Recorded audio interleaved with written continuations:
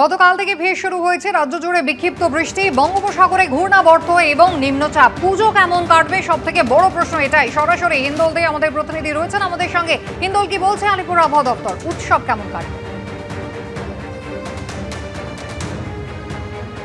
দেখো, আলিপুর আবহাওয়া দপ্তরের যে বার্তা, সেই বার্তায় কিন্তু স্বাভাবিকভাবে উৎসব মুখর মানুষের মন খারাপ, পুজো উদ্যোক্তাদের মন খারাপ। কেননা বঙ্গোপসাগরে ঘূর্ণাবর্ত এবং নিম্নচাপের জেরে এই পুজোর সময় কিন্তু ভারী বৃষ্টির সম্ভাবনা রয়েছে, তেমনটাই আলিপুর আবহাওয়া দপ্তর জানিয়েছে।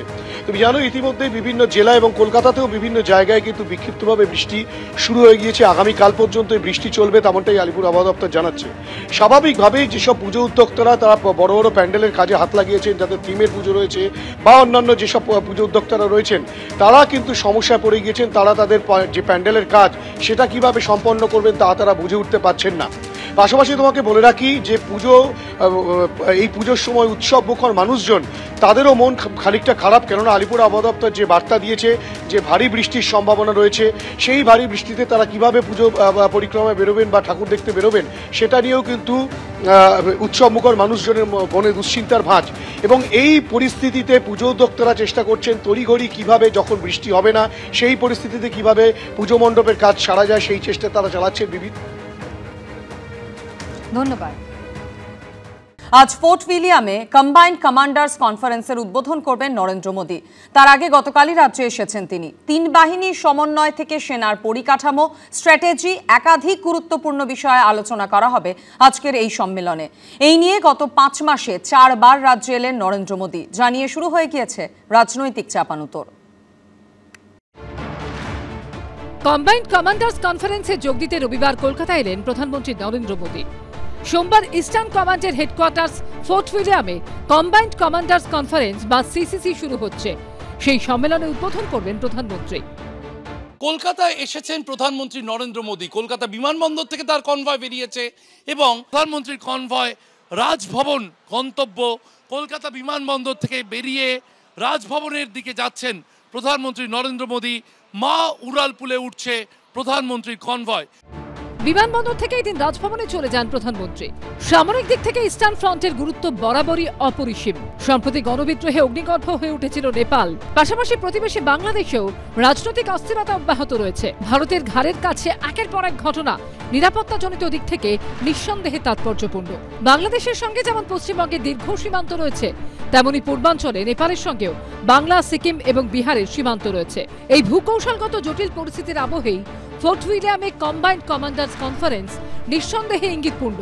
এই অবস্থায় সোমবার থেকে ফোর্ট উইলিয়ামে শুরু হওয়া 3 দিনের কম্বাইন্ড কমান্ডার্স কনফারেন্স বা সিসিসিতে নরেন্দ্র মোদী ছাড়াও থাকবেন প্রতিরক্ষামন্ত্রী রাজনাথ সিং, জাতীয় নিরাপত্তা উপদেষ্টা Ajit Doval, chief of defence staff general Anil Chauhan, সেনা, বায়ুসেনা, নৌসেনার প্রধান এবং প্রতিরক্ষা সচিব সহ মন্ত্রকের শীর্ষকর্তারা। এবার কনফারেন্সের থিম রাখা হয়েছে year of reforms, transforming for the future. 3 বাহিনীর সমন্বয় থেকে সেনার পরিকাঠামো, স্ট্র্যাটেজি, একাধিক গুরুত্বপূর্ণ বিষয়ে আলোচনা করা হবে এই সম্মেলনে।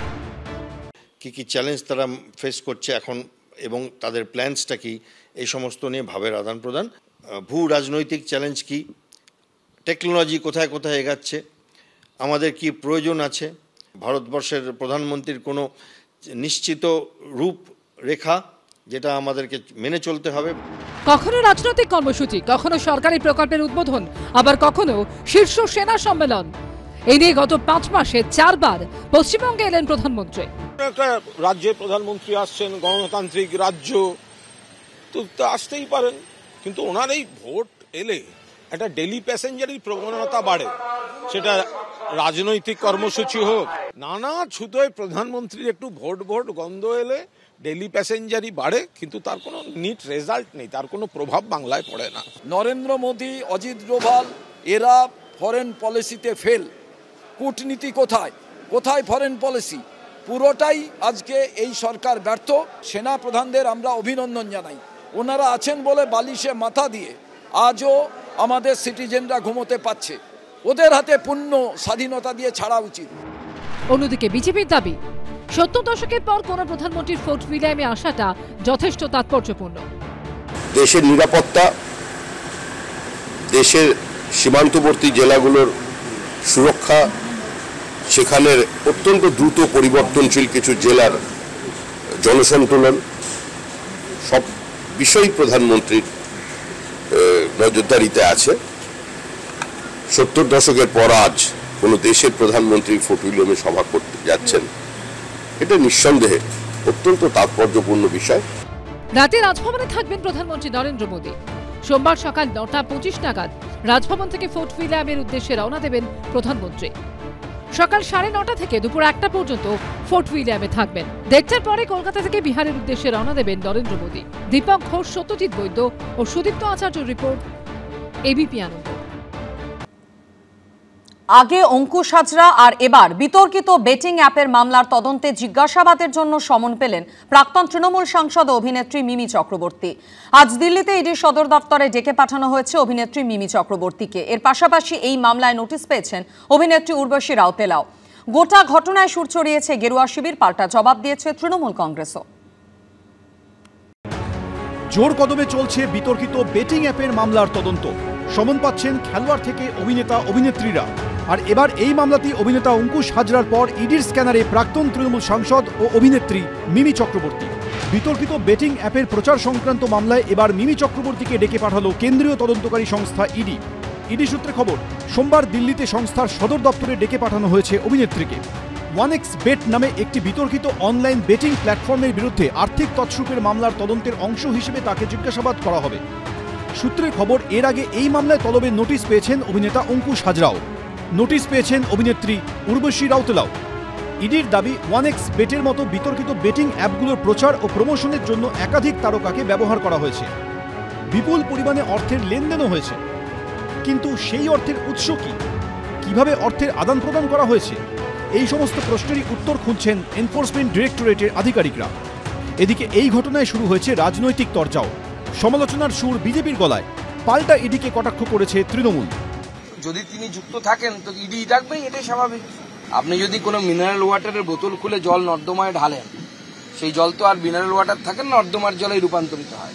তো তৃণমূল কংগ্রেস এরকমই দল, ওখানে দেব থাকুক আর মিমি থাকুক বা শুভশ্রী থাকুক বা অন্য কেউ থাকুক, যেই যাবে সেই চোর হবে। চোরেদের দলে আবার অন্য কিছু হয় নাকি? আইন নিশ্চয়ই আইনের পথে চলবে, সেখানে কোনো মন্তব্য করব না। কেন ডেকেছেন, তাতে কি হবে, এগুলো তো মিমি বলতে পারবেন বা তার আইনজীবীরা। বিজেপি তাদের কালিমালিপ্ত করতে নানা ধরনের এই সংগঠন, গণসংগঠন এগুলোকে এখন কাজে লাগাচ্ছে। তো এইটুকু বলতে পারি যে এই রক্তবীজ 2 তার মুক্তি পাওয়ার মুখে মিমিকে একটা ভালো পাবলিসিটির ব্যবস্থা করে দিয়েছে ইডি। দুদিন বাদে দেখা যাবে মিমি নির্দোষ। এ তো রক্তবীজ 2-র প্রমোশন, ইডি তো হেল্প করে দিল।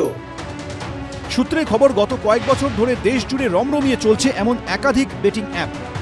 এই সংক্রান্ত একটি মামলায় কিছুদিন আগে নোটিশ পেয়েছেন প্রাক্তন ক্রিকেটার শিখর ধাওয়ান ও সুরেশ রায়না।